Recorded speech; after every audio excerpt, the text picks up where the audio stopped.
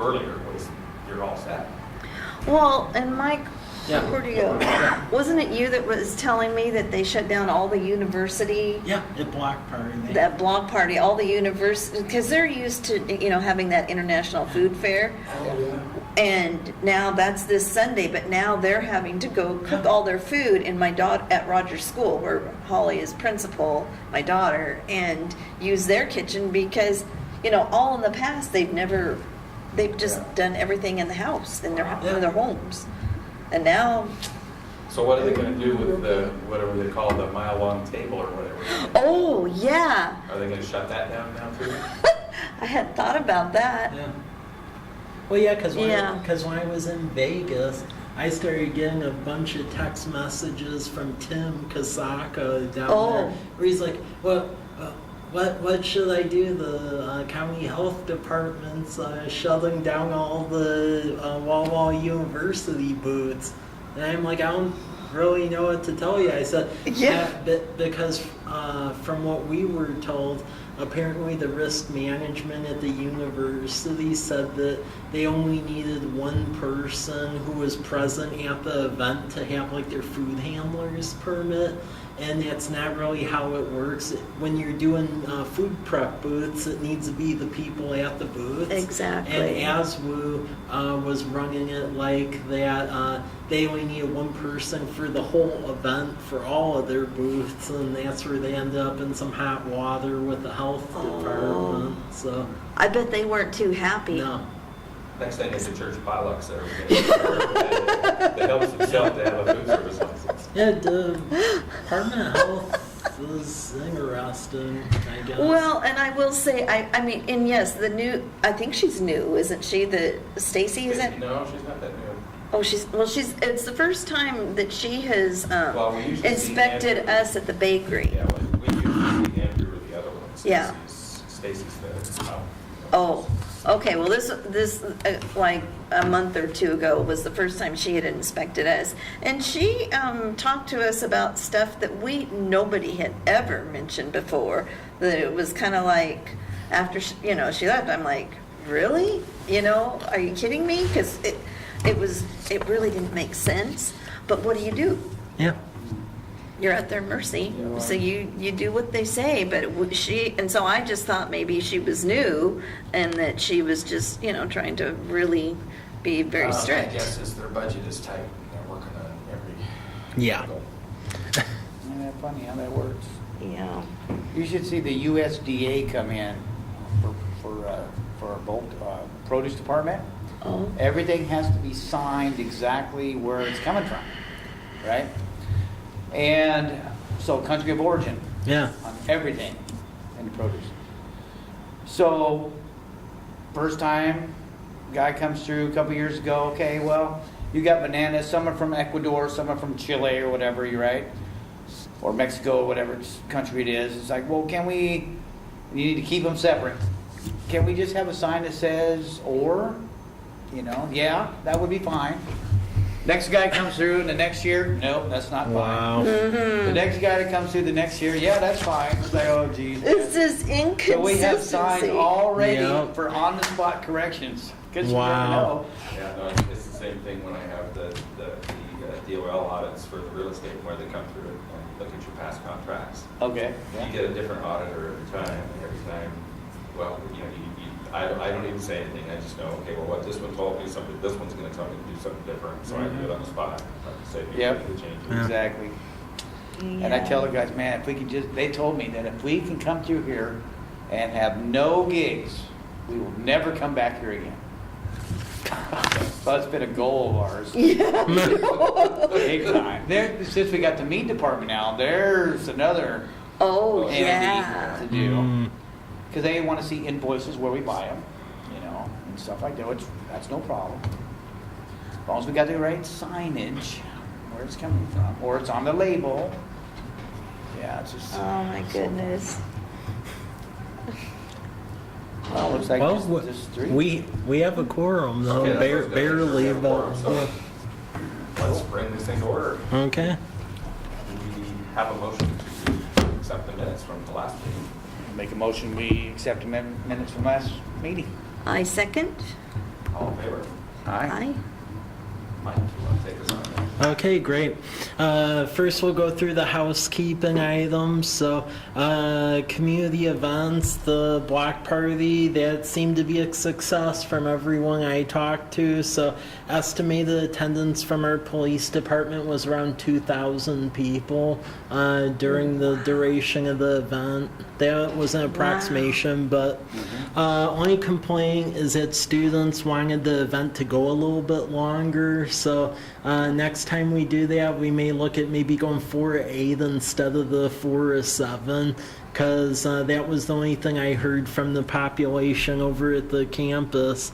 And then the other thing is we had a youth advisory commission meeting, and the incoming folks on the ASWU board wanted to do a follow-up to this when everyone is back in late September. So we're starting the coordination on that to see what could happen for like a welcome back event in late September that would be very similar. Oh, okay. Yep. That'd be cool.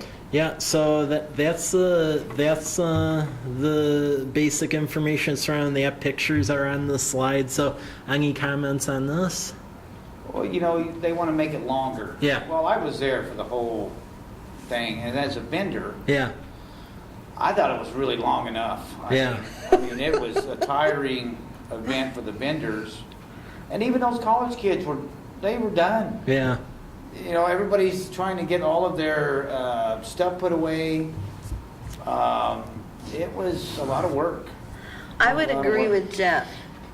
Yeah, I think that 7 was plenty. So you think we should stick to our guns with the 3 hour? I like the whole 4 to 7 Yeah, for okay. that, for farmer's market, I think that between 7 and Yeah. 8, they would start slowing Well, down. I was surprised they said longer than the 3 hours, because like in Colfax, for instance, the farmer's market we did there, we made the mistake of doing a 4-hour one, and that's actually what killed the foot traffic, because when you extend out the length of it, it just dies off, and then if people don't see other people there, they tend not to go to the said event. Yeah. So as soon as we shortened it up, it seemed like it held its own at that point. Yeah. Yeah. So yeah, that seemed to be very, very successful. Yeah, it was. It was pretty fun. Farmers market, that's off to a really good start too. So that opened up this past Thursday. Now it's every Thursday from 4 to 7 through the end of September. So there's videos on that on the Chamber Facebook page. And then the NBC affiliate actually had a short news story on it last week too. So the word is getting out there. We signed up 5 more vendors last Thursday, Good, so good. it's growing. Off a very successful start, and then our coordinator is looking at theming some of the farmers market days, so she's trying to figure that out. So that basically have like an activity or something that draws more people. Yeah. And this year we're trying to make a much more concerted effort to actually have entertainment all of the days of the farmers market. So she actually has it where 2 of the hours that she works every week is pretty much dedicated to finding a musician to fill the said event each week. So Good, I good. heard lots of positive remarks about it. Yep. I think. Yes. Yeah. Well, they have it in Walla Walla. I mean, Yep. they usually have some Oh, do guitar they? picker people, yeah. Oh, Yep. And it brings a nice little ambiance to the band. Yep. yeah, Yeah, yeah. yeah, that's a good idea. Yeah, and the only other thing we're going to do is we're going to start allowing, putting more signs up, encouraging people to park along College Avenue, because even though we were flashing the message on the reader board, people weren't reading it, and it turned into a whole cluster out here, so... Yeah. Because this parking lot got full, then there was a brief amount of time where Baker Boyer got full, and then... Okay. Yeah, because we actually filled up the abandoned bank parking lot over here for a brief amount of time. They were at capacity Oh, too. awesome. So So Awesome. who owns that lot behind the little house for sale? the name's escaping me. I do know I'd have to. Any chance we could get permission to use that for farmer's market? You talking about the, where the old house was on the corner? Well, no, there's a little house here for Yeah. sale, it's been for sale for 3 or 4 years, right across the street. Where am I? Okay. And then there is a kind of a narrow access back to, it must be acre Yeah. and a half. Yeah. Hmm. Oh, man. And That'd that be would a good convenient option. to Yeah. Get permission.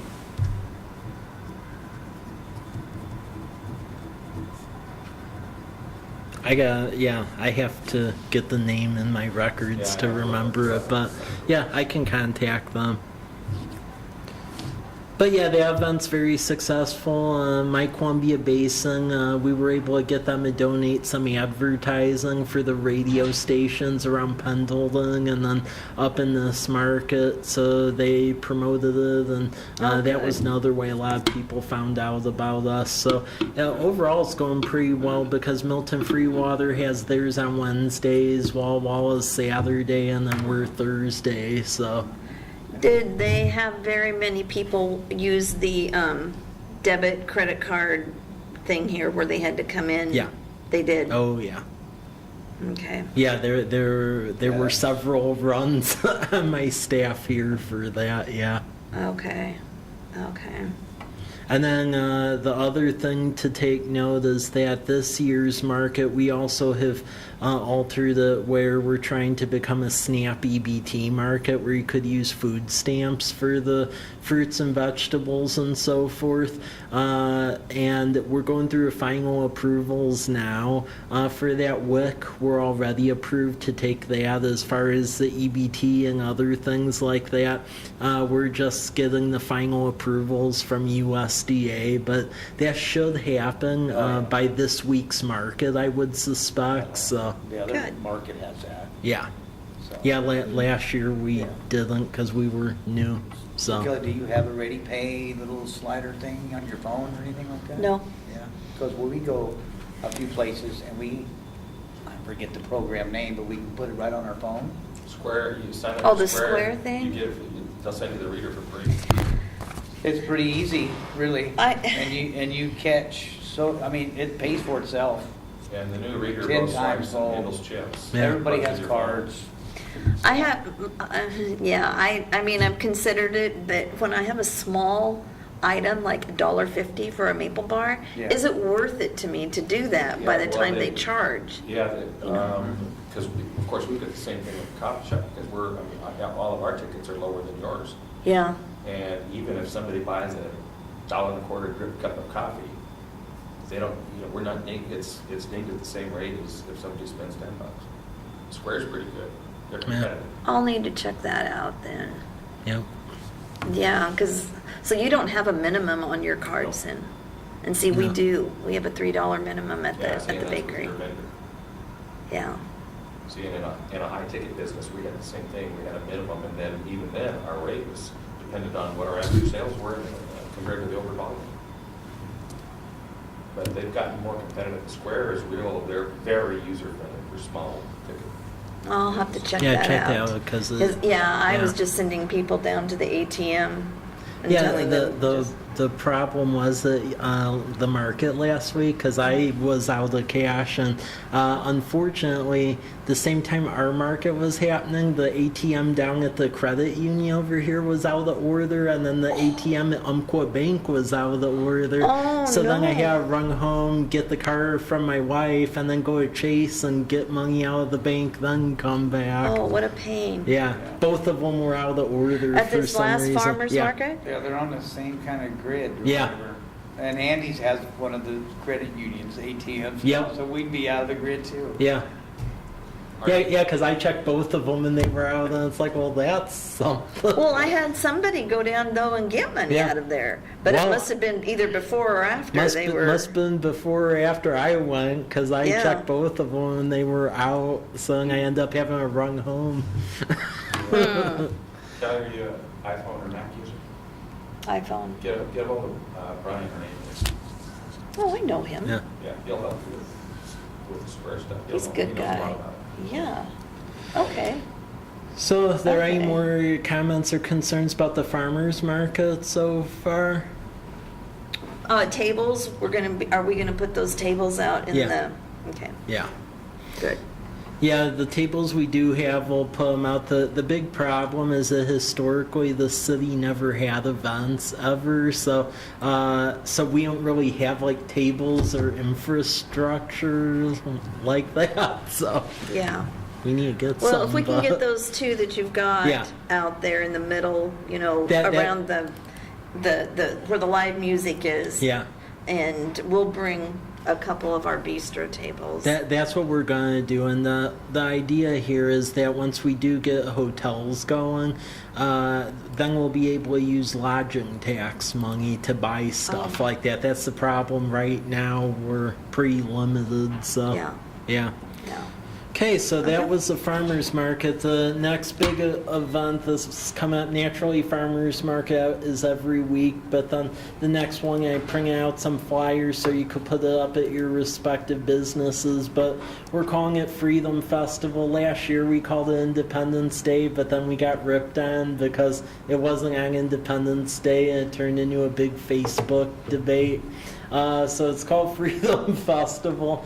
We're having it down at College Place High School. We'll shoot fireworks from the soccer fields down there. I'm pleased to report that with all the donations we've received, that we were basically over our target, so we were able to put in a second order of fireworks, so it'll be a bigger show this go around. And the event will be similar to last time except more vendors. It'll be from 6 to 10 p.m. at the high school, and how that's working is that anyone who pays to be in the farmers market, they are able to vend down there for free. We won't charge for it. And then there are folks who are vending who aren't participating in the farmers market, and then we're making them pay to vend. So that's what's happening there. But that should be a pretty big event, and there's a lot of folks have been sponsoring that, so that should be good. So that'll be July 1st, and luckily it won't conflict with what Wall is doing. So we're expecting that the attendance is going to be significant for that, because last time we only put together the event with like 3 weeks notice, and they sold out the crepes and we had 800 people show up, and now we're advertising it pretty early on, so we think that this will have quite a bit of attendance. The good news is because it's at the high school, we're able to control egress a lot better than the streets around the old Rogers site, so that's going to require less manpower on the city, so we'll be able to have less officers out, which is a good thing. Now, I wonder then if the health department then is going to still make us have a different permit for that. Yeah. Do you happen to have a copy of that? What do you mean? What they're gonna charge us for each of those extra events? Oh, I'd have to print that out. Okay. Yeah, that email you Yeah, forwarded me. But I'm sure you're right, it was like between 15 and 25 bucks for each one of those standalone. Yeah. events. Yeah, Yeah, yeah, so we'll have to take care of that. yeah. I still think you need a couple maple leaves mixed in with the stars. Oh, yeah, that's right. Canada Independence Day is the first. Oh, that took me a minute. Gotcha. But yeah, we think that that's going to be a really good event in the high school. Yeah. They're getting involved. They'll have some of their bands there and Good. stuff. So That'll should be awesome. Yeah, that should be a really good event. And then, like we were running into an issue with the amount of restrooms available because the school didn't want to open up and have hordes of people going in the inside. So, luckily, Basin Disposal, they're gonna like donate money for a bunch of porta potties and stuff. Oh, so good. they'll pay for it. Good, good. So, any questions on this or? I think that's good. Okay. The last event coming up, and this is more of like a neighborhood meet and greet / like national night out type thing, but we're also trying to start a movies in the park event. because we did get a grant from Pacific Power Foundation to buy an outdoor movie theater where we could start showing movies in the park. And that's the screen inflated here in the council chambers. It just got delivered on Friday. So it's an inflatable backlit screen, about 16 feet tall. And it comes with a surround sound stereo system and Blu-ray player, and we're able to show movies. The thing is, we have to get movie rights to show it. In talking with Todd Brandenburg, it sounds like Pocket iNet's going to help underwrite that. So what we're aiming towards is that we'll have an event July 26th after Farmers Market, so 7 p.m. over at Lions Park, and then another one August 16th over at 7 p.m. at Kiwanis Park. And then police and fire department, they're taking the lead on that, more as of like a community outreach event. Nice. Nice. So as soon as That'll we be awesome. as soon as we pick what movies we're ordering, we'll release posters and that'll go out. We'll decide next week or two. No, you're not having food trucks and stuff at that. No, because that's going to be like after the farmers market, so you would think people already it have is ate. Thursday. So I think the police and fire department, they're going to probably supply popcorn and stuff, and we'll try to find someone who has like beverages, but we aren't going to like be encouraging food trucks because one would think everyone would ate at the farmers market. Yeah. And we don't want to discourage customer traffic at the market. So. Exactly. Yep. But yeah, we got the screen delivery on Friday. I was waiting for that, so I was happy it inflated okay, so. Yeah. Any questions on that? Okay. The next thing is Opportunity Zone. That is on it's basically on the flash drive I gave to you all. Take a look at that. That flash drive is what we use to help recruit businesses. So let me know if you think it's helpful or if other things need to be included on that. There's demographic data, available property, pictures of the area, and then program flyers. And then we're really trying to leverage this thing because Craft 3 is partnering with us to help assemble some money for development projects so we could start getting stuff underway. And that's a map of the said zone, so it takes into account everything of what you would consider Central College Place. The next thing I included is just an update on that whole model business license ordinance. It's going through the state. Take a look at that. There's still some back and forth on the definition of engaging in business. Let me know your thoughts on that because it keeps refining as far as the scope of it, because ultimately what's going to happen is at the end of this fiscal year there's going to be a draft ordinance that pretty much every city in the state of Washington has to adopt, and that's what's going to govern business licensing from here on out. So all the cities are going back and forth with the various business sector organizations to get a middle ground on what ends up being in this ordinance. For us, it's not going to be that heavy of a lift because luckily we only were charging what the state charged for a business license anyway. We weren't doing our own thing, so this is just going to basically continue that. It's going to cause a situation for Walla Walla, though, because if you recall last year, they went through that whole kerfuffle as far as augmenting their business license and doing various things. So they're basically going to have to repeal and replace it with whatever this ends up being. So yeah, take a look at that and let me know because we're likely going to have this prototype ordinance in place. I would expect probably by September or October, and then the powers that be in Olympia will battle it out. So, and then also take a look at the flash drive. Let me know if it's helpful. All the information's outlined in that. So let me know if other things need to be included in there. Then as far as the ICSC Recon show, I was very opaque with what occurred at that because I didn't want to put it online given the fact that people see our activity, but that was pretty successful.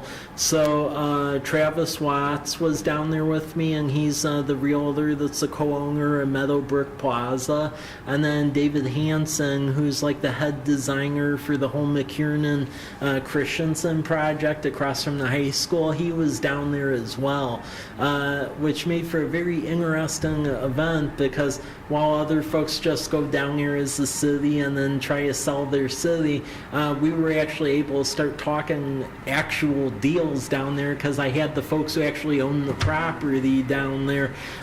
So what it looks like is going to happen is, as far as the hotels go, they're still ironing through the final details, but it sounds like Travis Watts and Tom Watson are basically going to go into cahoots with Choice Hotels, and they're going to do basically this concept where it's like a dual hotel, where one wing of it is like a sleep-in, and then another one is like mainstay extended suites for like professors and stuff.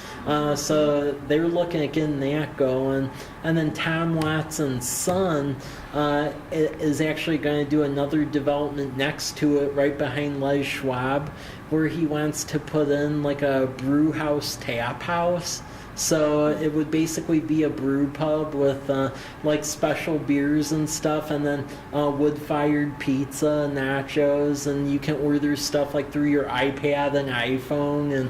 And he's the fellow who owns Stone Hut and then Red Monkey over in Walla Walla. So he's actually turned in plans for that. So the tap house is gonna happen.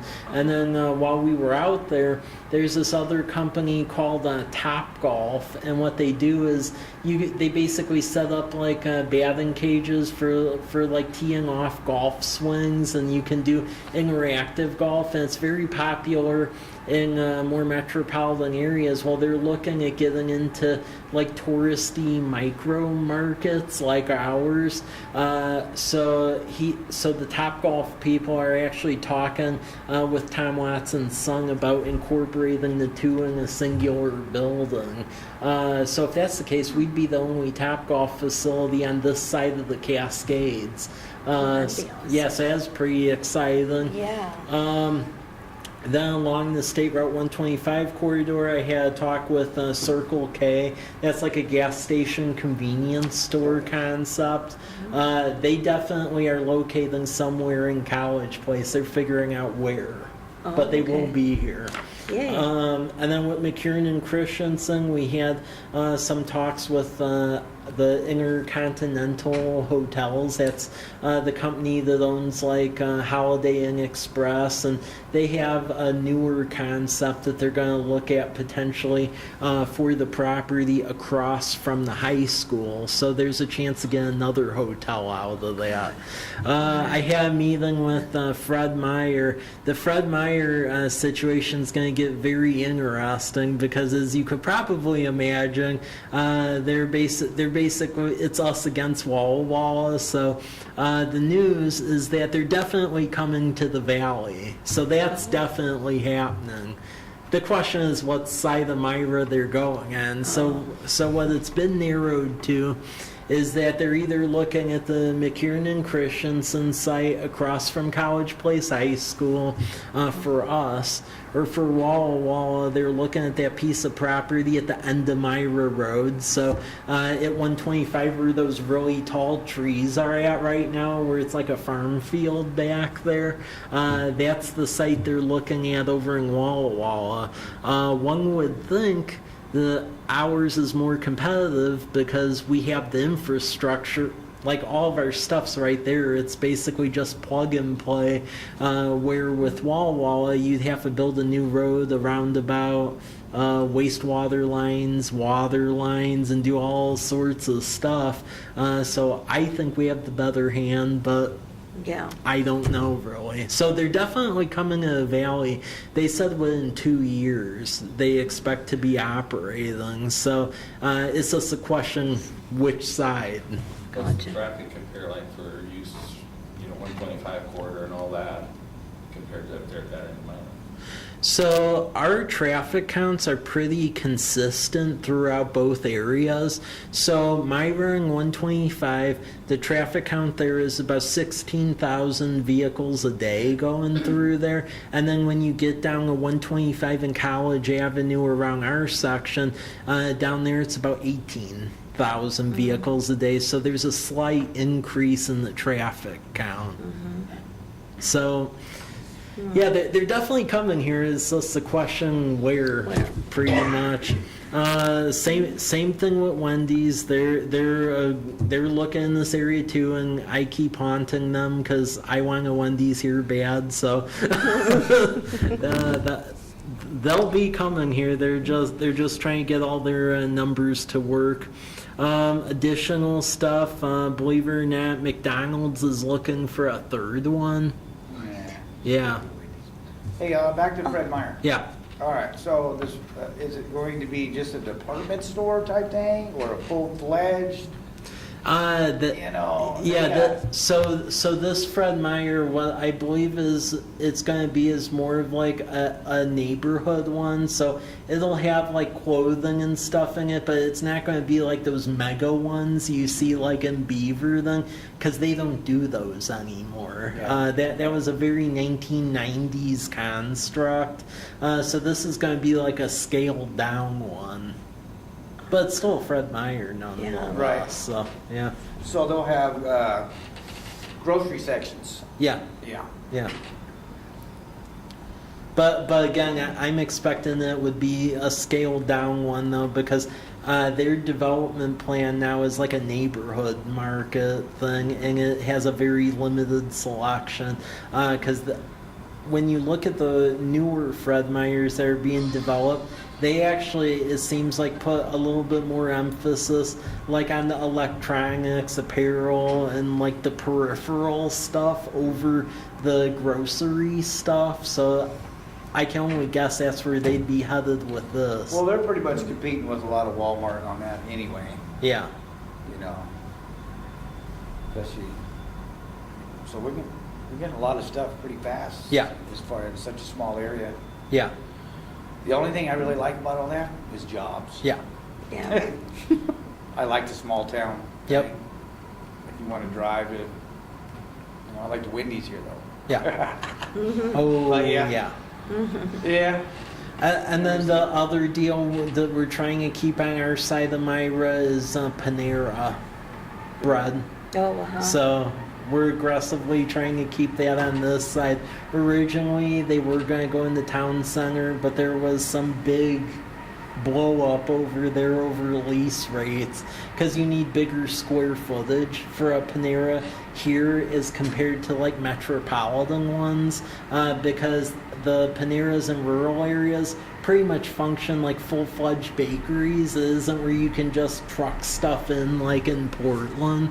So they actually needed more square footage than the developer was counting on. So they came back to him and basically wanted to increase the rate by about double the rent. And then they got ticked off at the developer, so they're looking over here now. So we're seeing what we can do to accommodate that. Yeah, and then there's another like drive-through thing potentially could be going in right behind Home Depot, not on the vacant property across from Whitman, but there's like a little outlot that's on the Home Depot side, and there could be something going in there as well. So there's quite a bit of activity going on right now. Awesome. So I mean, although it's a little irritating that all stuff at the town center happened on the Walla side, the good news of it is that it seems like it's encouraging other retailers to come here, since there's starting to be more anchors for people to stay here as opposed to going to Tri-Cities. So that's the benefit of that. The other thing that I learned at ICSC as well is that because of that opportunity zone and a lot of the tax cuts that are happening, there's a ton of development money out there right now with like folks wanting to do bigger development projects. So whereas before when I go to ICSC, I would say about maybe 90% of my appointments were like with retailers and restaurants.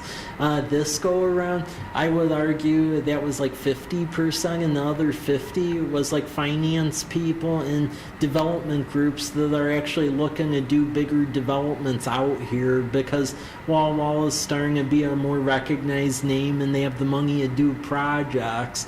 So that's some good stuff right there. So had a lot of discussions with developers. And then with the restaurants and the hotels, the interesting thing of all of this, so that as far as like your classical big boxes go, I would say with the exception of stuff like Fred Meyer and Walmart, everything else that you would think of from the big box side, they're like running scared right now because of like Amazon. So like I was trying to meet with Target, for example, and they're like almost like a no growth strategy right now because they're trying to keep their head above water. Kohl's is the same way, because Kohl's was once looking at going out here into the valley, but they're afraid right now because of the whole e-commerce thing. So while restaurants and hotels and general development and specialty retail seem to be going okay, that bigger box type development that everyone went after like in the 90s and 2000s, if anything, those people are either treading water right now or shrinking. So that's something to keep in mind. I think our future as far as with these national players is really the restaurants, the hotels, and then more specialty type stuff. Because I think even if we did get a big box, it might not be good because they might end up closing in a year and then we'd have an empty big box. Yeah. So I would predict that happening, yeah. to tell you the truth. Yeah. Well, then when I was over there, apparently there's a word out on the street that Amazon's trying to get Target now. Yeah, So- if there's red and water, they might probably get it. Yeah, exactly. So yeah, that was the update with ICSC. So a lot of moving parts going on. Is there any questions on that? Quite a few, but we don't have time tonight to answer all those for you. Okay. No, that's huge. Yeah. That's huge. That's a big change to our city. Yeah. Even most of that comes through. Huge. The only thing I worry about as a business, will it help me or not help me? Yeah. Okay, same with Kelly. Bringing a Panera in, does that help her or not help her? Just, a little competition, Yeah. okay. Okay, but does it really help her? Does Yeah. it help Andy's? Bringing in a Fred Meyer, I mean, that's, if you brought in Starbucks right here downtown, would that help Black Cup? I mean, so Yeah. that's the way we kind of Yeah. look at it, Michael. Yeah. I mean, There is,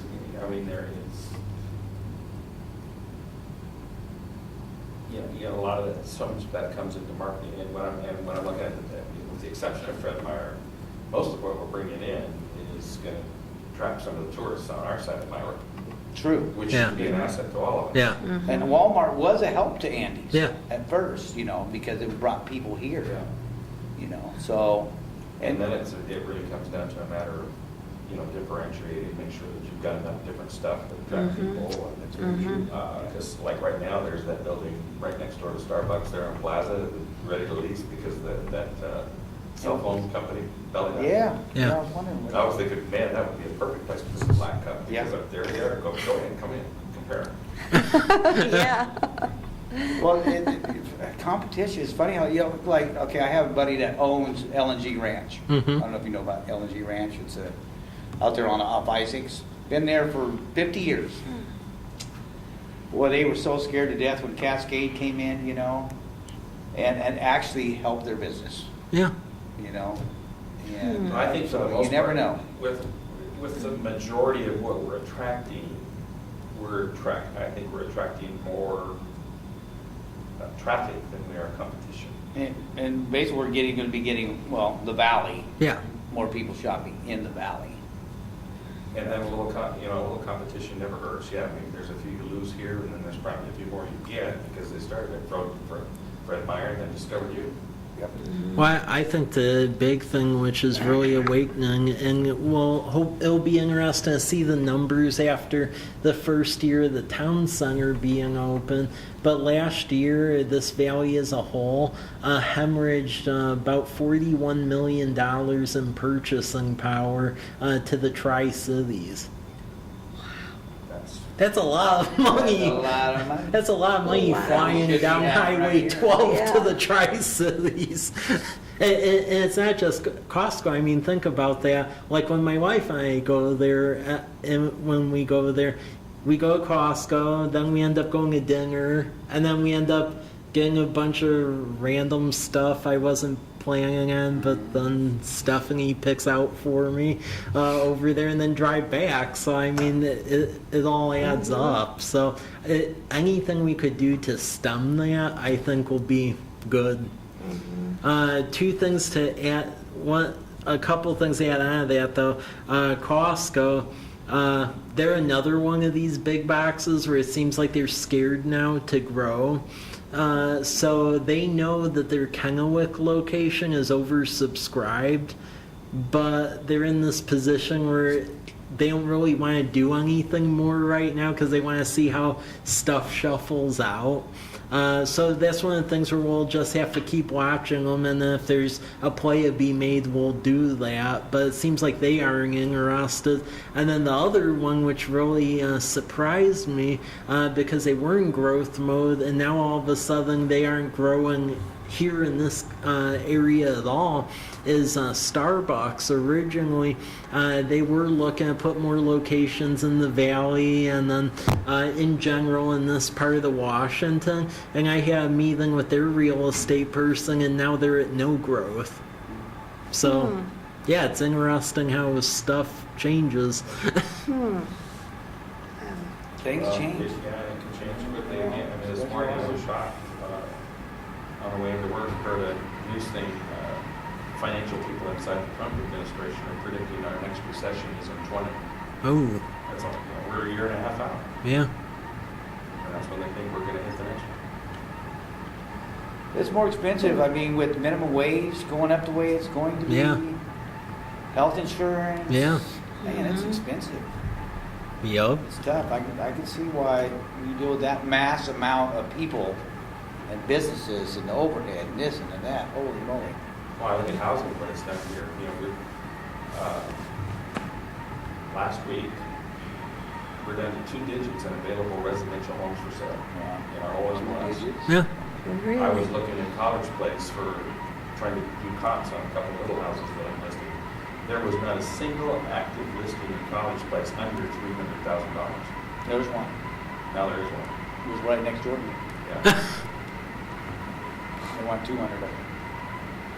So I mean, it's just. Oh yeah, the market's tight here. I should sell my house. Very tight here. Yeah, then you got to know where you're going to move, That's true. Yeah. and that's a challenge. Right?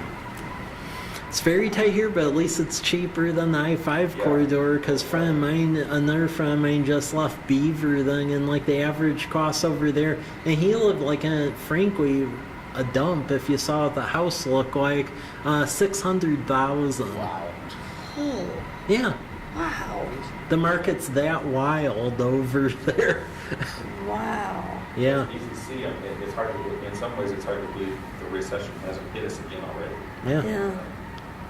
Well, yeah, I mean, when I see the values going that high, what concerns me is I remember when I was working in Illinois, it was doing stuff like that right before 2008 happened, where, I mean, some areas where I grew up in, like in the bombed out part of the South Side, when I was growing up, you'd be lucky if you could sell a bungalow over there for $50,000, and then right before recession, it went up to like about $350,000, which for that area is absurd, and then the bottom fell out. So when you see stuff going at that high of a clip, that's a little bit alarming.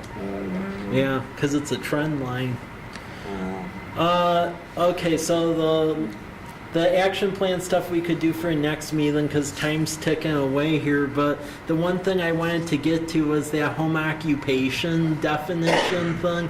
And if you didn't look at this meeting, that's fine. But then the next meeting, let's really go through this and hopefully pass a recommendation. Because the issue with the home occupation right now is it's pretty much a free-for-all. And what home occupation is that, like for instance, let's say you live in a residentially zoned area. Home occupation means you can like operate a business out of your home, which if you're doing like office stuff or something that has limited trips, that's fine. But if you're running a semi-industrial business, that's not really good for a residential area, and that's the problem. Right now, our code's weak enough where it's hard to enforce that right now. So that's what this is getting to the heart of. So that way we have somewhat of an enforcement mechanism. And what the proposal says basically is that, you know, if you're operating a facility where it's pretty much like an office facility or a repair shop for household items like repairing a computer or something, you know, just general things like that. What about like a daycare? See a lot of those in Walmart. Yeah, or a daycare too, for instance, or computer programming, or music or arts instruction, or things like that, or personal training. All that kind of stuff's allowed. But then, for instance, like if you're doing woodworking shops, or like a veterinary clinic, or painting of vehicles, or an engine repair shop, or a mortuary, for example, you really shouldn't be doing that right in the middle of a bunch of people. So that's what this actually sets like limits on what's cool and what's not okay. And then what also happens is it establishes essentially two types of processes. So a type 1, for example, is if you have a home-based business where it's going to have almost no consumer traffic going in there, you're in your office or something, you file a one-time permit with us and you're good to go. A type 2 is something where it's like right on the edge where there could be some consumer traffic. There could be some, but it's a limited amount. And in that, it would basically be a yearly permit, and you'd have a meeting with us because, again, it's flirting right on the line of almost having like a full-fledged business in the residential district, and it allows us more vigilance and to actually have a database because that's what we're missing right now. Home occupation businesses completely fly under the radar because there's no regulatory mechanism. There's no registration really. We hear about it when people complain to us, and then we say, pretty please, would you stop running plumbing trucks and putting toilets out in your front yard? And then, but that's really the limit because we don't explicitly call out stuff. So that's what this proposal tries to get to the heart of. So That's necessary. yeah, We gotta have that. yeah, and right now we don't. I mean, the reason why I mentioned the daycare is because there is traffic. People dropping their kids off, so you do have traffic. Mm-hmm. But you're not like constructing, or painting, doing something that your neighbors need to be, you know. Well, and then the other thing we have in here too is that the businesses aren't going to have fluctuations in like line voltages off premise. And why we put that in here is because there's actually a pretty big problem that's starting to happen in the valley. And I don't know if you've heard of cryptocurrency or Bitcoin or data mining at all. Now the on-par players will just put it in an industrial facility out in the middle of nowhere. What's starting to happen in East Wenatchee, Pasco's starting to deal with this, and there was a case in Walla Walla, is that some of these folks will just register it like as a home-based business and say, hey, we're a computer programmer, but in reality they have about 30 servers running in their house, and you're your residential electric grid is not built for that kind of demand. So if you're running that many servers, like in East Wenatchee, they actually had one of their substations burn up because an apartment was pulling like a load that was equal to about 1,000 homes. So that's the other issue, that we're trying to head that off before that happens, because we have such cheap electricity here that unfortunately this could almost be viewed as like the new frontier for like Bitcoin mining. I really think that's a fad though, because when you look at what Bitcoin is, there's only a certain amount that can be mined, and as you mine it, it gets harder and harder to actually mine a Bitcoin. So you're actually expending more and more power to get it, and there's only a certain amount. So this whole thing's going to come to a crash in a couple of years anyhow. It's just making sure that we have the regulations so that way we don't burn half our electrical grid up. Because East Wenatchee did. So...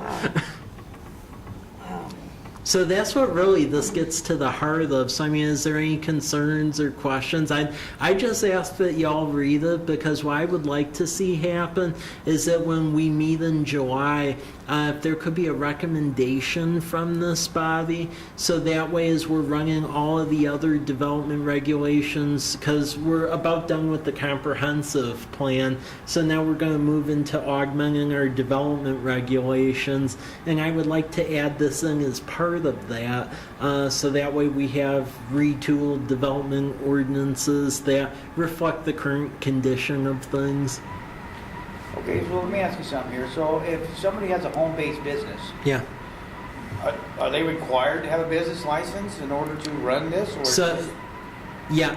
Yes, I mean, in this they'd be required to, and it sets it so forth like as a city business license, which as part of that statewide business license code I talked about earlier, they're going to be a lot more vigilant about enforcing that in the future anyway, so that's a given. The problem is right now, because we didn't really have a good definition for home occupation businesses, and we didn't really do a registration at all for that, is that really we either found out about home occupation businesses if they were nice enough to register with the state, didn't get caught by the state, or if, let's say, they got turned in by a neighbor or something and we found out about it, that would be like, hey, you need to register with the state, and that was basically the limit of things. So there's a lot of unauthorized businesses. Yeah, oh yeah, I guarantee you there is, right? Yeah. I'm finding out about them all the time when I bike through town, and then people complain to me about so-and-so running a taxi operation, and that in fact, the cryptocurrency thing just came up because there was a property owner that mentioned some indicators about potentially someone running a bunch of servers. So there's a lot of stuff happening that I'm trying to get to the bottom of. That's a big project. Yeah. Well, and that's the problem, because we didn't really actively enforce the business license stuff. It was really based on the good graces of if you registered for the state or not, or if the state picked someone to audit, let's say, where they were making enough money where it indicated maybe they were running a business. But besides that, that was it. This code is basically a marriage of like business license and land use, because if you're going to do an intensive home-based business, you have to meet with us, and then there's a yearly renewal of the license. You have to get approved. Exactly. To operate in the city limits. Exactly. And then if they do stuff that is absurd and affects the quality of life, we have the ability to revoke the business license. Absolutely. Where right now we don't. No. Right now we don't. I mean, the most we can do is basically fight it from a land use perspective. But the problem is that in the zoning code, it says that home occupations are allowed, and the definition of home occupation is so ambiguous right now, you could pretty much argue anything as a home occupation if you had a good enough attorney. So you guys are all over this, right? So. Well, trying to. I just want you all review it, because this definitely is a business thing, so it would be good to get a recommendation from Well, to this be fair to body. the other businesses, Yeah. and for safety Yeah, and a variety of other things, I mean, that just has to be done. yeah, exactly. So, you know, how you go about it, that's, you find people about that. Well, yeah. Yeah. Well, yeah, I just want to make sure I this. had no idea, Yeah. you know. Well, when I I had no started idea. here, I just assumed if you had a business, you had to have a business license. And you Yeah, a state- doing- yeah, a state one, but the problem is they were using it as an incentive mechanism almost to say, well, you know, there is no city business license cost, but when you do that, there's a dark side to it, which is that unless the people are being honest and like filing their state business license, or let's say you have a bucket of money and you can pay someone to drive down every street and figure out if there's a home-based business or not, it's impossible to know who's here or Yeah. who isn't. Yeah. Yeah. Well, Facebook is a good tool. Yeah. Yeah. Yeah. Yep. That's for Yeah, sure. that. How they advertising it. Yep, exactly. Now, Facebook, friends. Well, and this is one piece of it. One is the home occupation code, which hopefully this body will give a recommendation and move forward. The other one, which will be coming to you in a couple of months, is that vacation rental issue. Because as you recall, so a ton of out-of-area investors ended up buying up homes in Walla Walla to sell out as vacation rentals, and then they would stay there and hang out while they got their wine and then went back to Seattle. And now that Walla Walla has banned the future practice of vacation rentals, what we're starting to see is a clip of homes being bought up here in College Place for vacation rentals. So that goes into that whole affordability thing that you were talking about, because as is, you have people moving here, but then on top of it, you have out-of-area people buying homes to sit on it and then selling basically rights for people to hang out a couple nights at, and then that has implications on the community as well. So we aren't looking to be as strict as Walla Walla on that, because we really think that here at the city, we think that was a mess up what they did, saying outright we're forbidding it. That just is bad. But we do think there needs to be a system where, again, it's where you file a license to run an Airbnb or something, and then if you aren't keeping it safe or something, it's a 3 strikes and you're out type rule.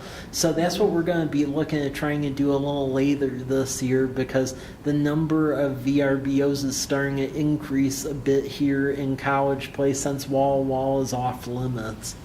So, Oh, yeah, better get on that. yeah.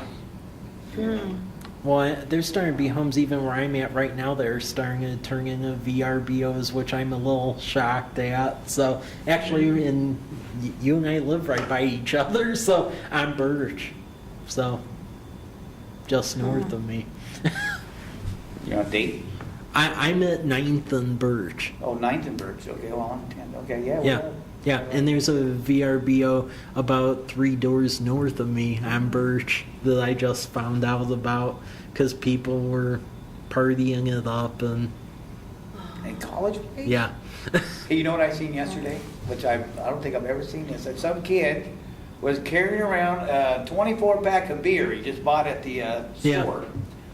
Him and his buddies were just walking down the street. And I thought about that. I go, I don't think I've ever seen that here in College Place.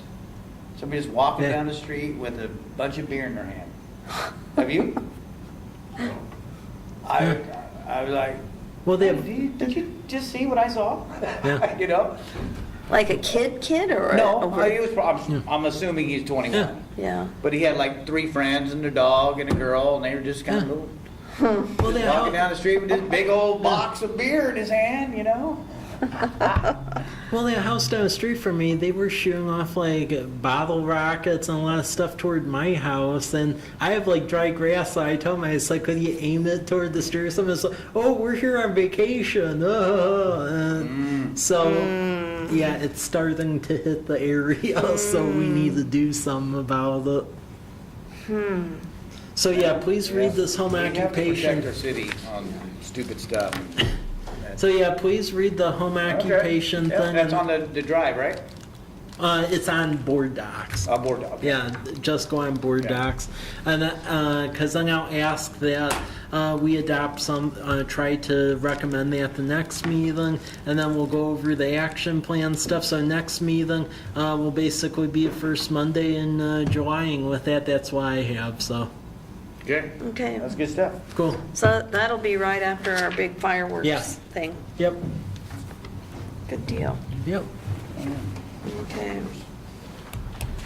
Cool. Can I take a couple of these? Yes. And then take the rec